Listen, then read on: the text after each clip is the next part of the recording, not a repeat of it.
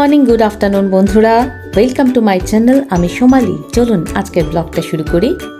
আজকে আমি আর আমার বন্ধু মিলে ডিসাইড করলাম এই হাড় কাঁপানো ঠান্ডায় কাঁপতে কাঁপতে একটু সমুদ্র দর্শন করে আসি।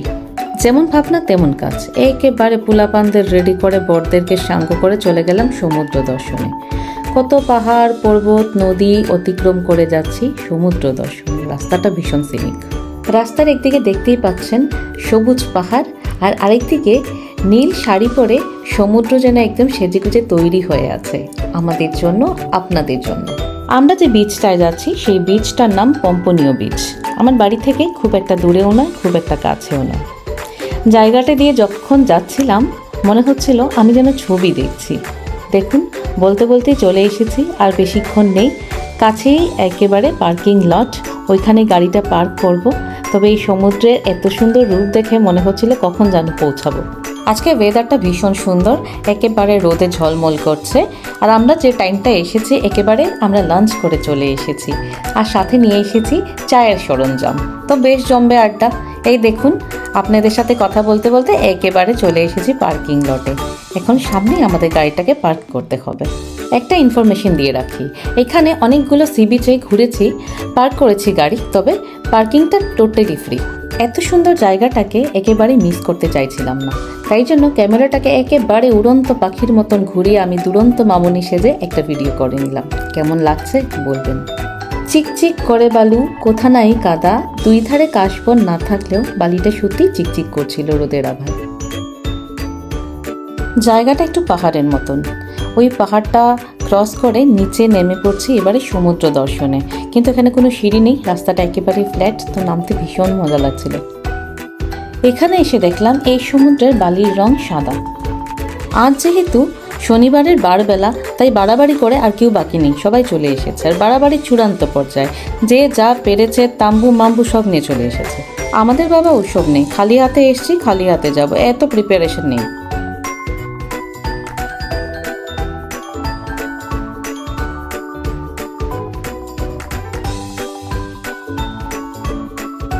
নিচে নেমে তো একেবারে মাথায় হাত, এই কি অবস্থা! সমুদ্র কি ডাইটিংয়ে চলে গেল? দেখতে এলাম সমুদ্র, সমুদ্র থেকে খাল, তারপরে বুঝলাম আরে এই যে আমরা আসছি খবরটা পেয়েছে, তাই জন্য সমুদ্রটা ছোট্ট খাল বানিয়ে দিয়েছে যাতে এখানে একটু ফটোশ্যুট করে যেতে পারি। মাছ টাছ নেই, আবার এই আছে কিছু জল, তবে জায়গাটা ভীষণ সিনিক। চারিদিকে সবুজ পাহাড়, আর সবুজ পাহাড়ের সাথে পাল্লা দিয়ে সমুদ্রের জলটাও যেন একেবারে পান্নার রূপ ধারণ করেছে। এখানে সমুদ্রের এই শান্ত রূপ আমাকে ভীষণভাবে মুগ্ধ করেছে। দূরে একটা পাথর দেখা যাচ্ছিল, দুই বন্ধু মিলে ডিসাইড করলাম এর উপরে দাঁড়িয়ে ফটো উঠবো, একেবারে মিস করব না।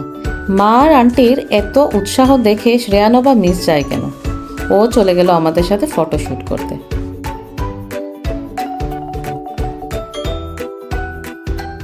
ফটোশ্যুট কমপ্লিট, এবারে চলুন যাওয়া যাক সমুদ্র সৈকতে। আসার পর থেকে সমুদ্র দর্শনে তো আর যাইনি। গিয়ে দেখলাম সমুদ্র বেজায় রেগে আছে, সকাল থেকে সেজেগুজে বসে আছে কিনা আপনারা আসবেন শুনে। তো ওই আর কি, দেখুন একেবারে রূপটাকে উজাড় করে তুলে ধরেছে, কি বড় বড় ঢেউ। রোদ একেবারে মধ্য গগনে, তাই জন্য যখন ভিডিও শ্যুট করছিলাম তখন দেখলাম সমুদ্রের জলটা একেবারে কালো কালো রং এসেছে, এতটাও কিন্তু কালো নয়। যাই হোক, এটাও কিন্তু একটা সৌন্দর্য। সুন্দর সুন্দর জায়গা খুঁজে খুঁজে দাঁড়িয়ে পড়লাম একটু ফটোশ্যুটের জন্য। আসার পর থেকে শ্রেয়ান ব্যস্ত ওর খেলা নিয়ে।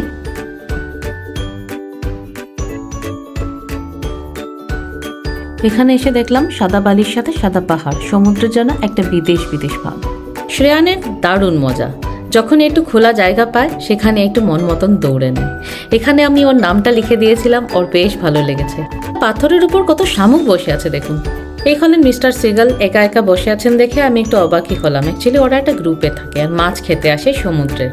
এখানে সমুদ্রটা একটু ডিফারেন্ট, যেহেতু এটা পাহাড়ের নিচে একটা সমুদ্র, তাই জন্য পাহাড়গুলো ঢেউয়ের সাথে সাথে ভেঙে একটা নতুন আকার ধারণ করেছে, যা দেখতে সত্যি সুন্দর লাগছিল। একে দেখে মনে হচ্ছে কারো জন্য পথ চেয়ে আছে, সে এখনো আসেনি, তাই জন্য অপেক্ষারত।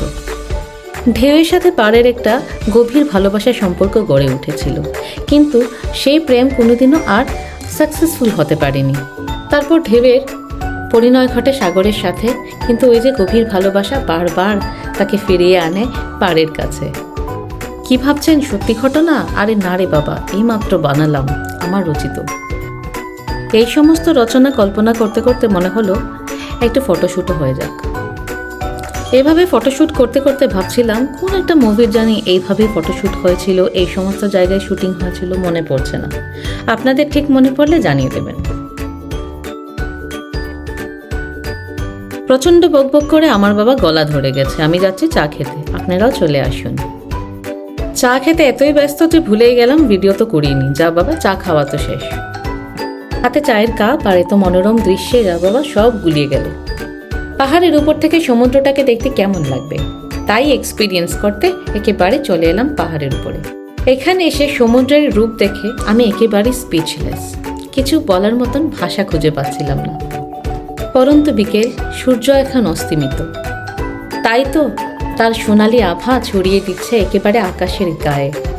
সূর্যের এখন আর সেই তেজ রশ্মি নেই, এখন আছে শুধু ভালোবাসার রং, যা কখনো সোনালি, কখনো লাল, আর কখনো আবির রঙে একেবারে ভরিয়ে তুলেছে আকাশের দিক দিগন্ত। যত সময় যাচ্ছিল ঠান্ডাটা তত বাড়ছিল। তবে ওই যে এত সুন্দর একটা পরিবেশ ছেড়ে নিচে চলে আসবো, বাড়ি চলে আসবো, সেটা ভেবে কিছুতেই মন সায় দিচ্ছিল না। মনে হচ্ছিল আরেকটুক্ষণ দাঁড়াই, ভীষণ ভালো লাগছিল।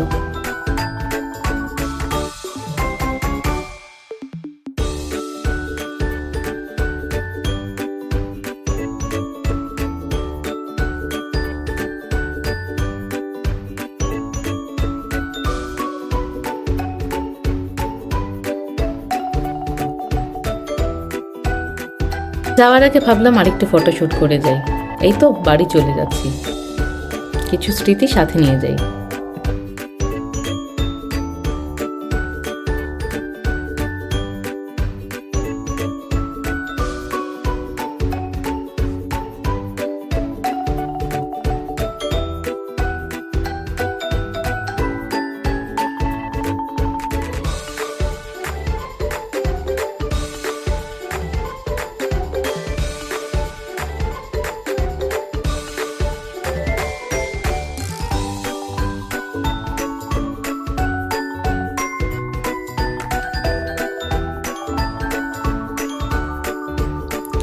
এবারে বাড়ি ফেরার পালা, কিন্তু ভীষণ মিষ্টি স্মৃতিগুলো সাথে নিয়ে যাচ্ছি। খুব ভালো লেগেছে জায়গাটা। আপনাদের কেমন লাগলো অবশ্যই কমেন্ট করে জানাবেন। কেমন আমার পুরো ভিডিওটি কেমন লেগেছে, আর ভিডিওটি দেখে কিন্তু লাইক করতে একেবারেই ভুলবেন না। যারা আমার চ্যানেলটি নতুন দেখছেন তাদের কাছে আমার একান্ত অনুরোধ, প্লিজ আমার চ্যানেলটিকে কিন্তু সাবস্ক্রাইব করে দেবেন। ঠিক আছে, তাহলে আমিও একটু উৎসাহ পাই। আর নতুন নতুন ভিডিও নিয়ে আবার আসবো ফিরে। আজকের জন্য টাটা, বাই বাই। নটে গাছটি মুড়লো, গল্প আজ আমার এখানেই হলো।